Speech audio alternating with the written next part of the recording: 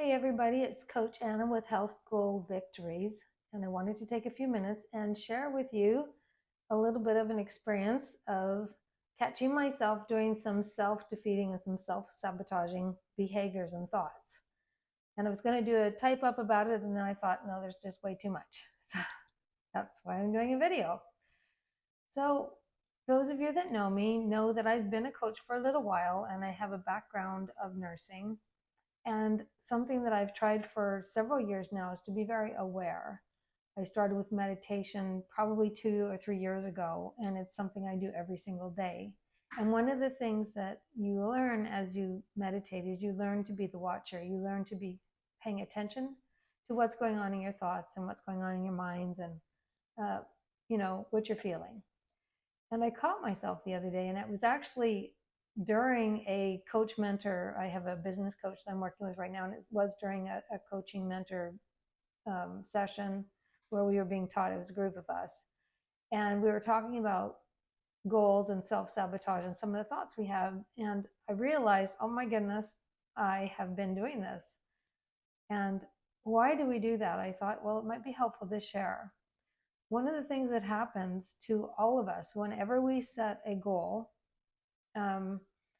especially if it's a goal that's a big stretch for us, we get started, we get this, we have this great big plan and we get going. And sometimes we even are successful for a while.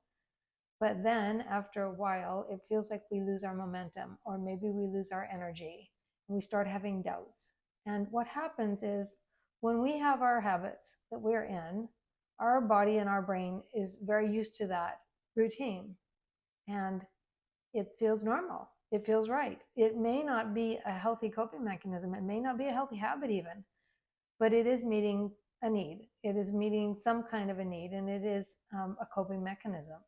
When we then start to change our habits to things that better serve us, then there's all this resistance, right? Have you ever tried to get your kid to do something and the first thing they're like, why? I don't want to do it. That's too hard.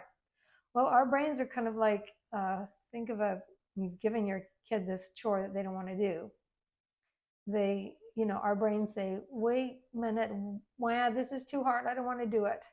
And we get all this resistance. And the reason why we do is because it takes effort and energy to reprogram our mind and to reprogram our habits, to reprogram the way that we are acting. And so because we're familiar with this other way of coping, even if it's not a healthy way, there's a lot of resistance when we start. Now, when we get going a little way, even if we have a successful plan and we've had some success, invariably for myself and for the people that I coach, we can get a little ways down the road and maybe we'll have some setbacks. Maybe we'll have a tumble. We'll get off the track for a little bit. And then what is the tendency? Well, the tendency is, if we've had a habit that has been a long-standing habit, and particularly if it's an unhealthy habit, the tendency is for our brain to say, hey, I used to do this when I felt this way, and that felt safe and that felt familiar. And so we get that craving to go back that way, to go back to what is familiar. That is the tendency of our brain. And it takes more effort initially to override a bad habit because we have to overcome all that programming. So what can we do? I don't ever share a problem without a solution. What happened to me? Well, I realized in the moment that I was having some self-defeating thoughts. I was having that, child resistance that my kids would have when I gave them a job to do. This is too hard. I don't feel good today. I've got a headache. It's too much. What was I thinking? This is impossible. I can't do it. No one can do this. And so we start this defeatist tape going on in our mind. And I thought to myself, wait a minute.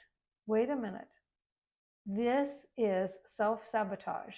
This is destructive thoughts, and I can choose to be aware.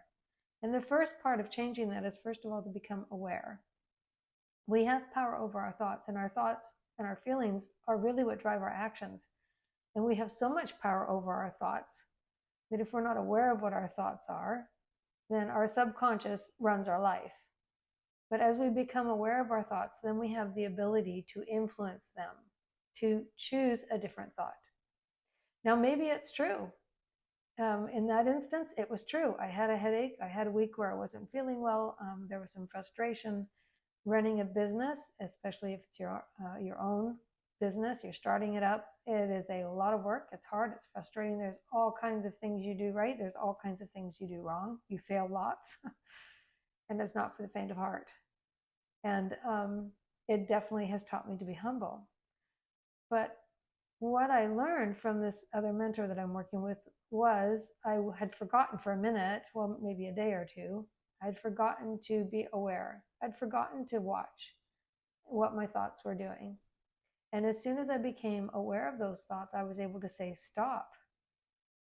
Wait a minute. These thoughts do not serve me. And maybe those thoughts were even true. Yes, starting a new business and having a small business, being a business owner is very hard. Yes, I had been struggling with my health. That was very hard. And yes, many of those things my brain was trying to think and trying to sabotage my efforts with were true. But those thoughts were not helping me. They weren't serving me. They were causing me to feel discouraged and to want to give up, to lay around and do nothing that day because I had a headache after all. So what did I do instead? Well, one of the things I did first was just to become aware. And then I realized, what am I doing? Where is this coming from? And I realized that I had had this tape going around in my head for a day or so because I hadn't been feeling well and I hadn't been as aware. So, and some of those thoughts come from maybe inadequacy or feeling like you don't measure up, or maybe because you had issues in your childhood. I don't necessarily know where they start. But the one thing I do know as a coach is that we can take control and change the trajectory of our lives by changing the trajectory of our thoughts. And so I just became aware. I started doing one of the things we were suggested to do in this group coaching class I was taking, was to just start listing all those negative thoughts. And that was really interesting. I've taught journaling to my clients and I've done journaling myself, but I hadn't actually done it for a negative event or a negative thought. I just started listing everything that was going on in my mind. And then the other interesting thing is, this is something that I can't take credit for. It was my coach mentor. She said, beside that list, then start doing a list of other things that are true. Now, I've done this with my clients, but I didn't think to have them list all these things. Think of all the wins that you've had in your life and those things that are true, and do a list of your wins. And then when your mind has this list of the things that maybe are going on that you have resistance for, that are sabotaging, and maybe some of those things are true, and it has another list of all the wins that you've been making or maybe even had in your life, your brain can then see, oh, wait a minute. I'm not a loser. This isn't too hard. Look at what I've done in the past. For heaven's sakes, I graduated nursing school. That is hard. I had 4 kids. That is hard. I overcame an incredible obstacle with my health being in terrible shape and my lungs being 19% lung function. And that was hard. And I overcame that and healed myself and got it to 100%. So I have all these wins. And doing that exercise really helped my brain flip that switch. That's something I talk about in my Facebook group and in my counseling, is we can choose to flip the switch to get my brain to start looking at the positives.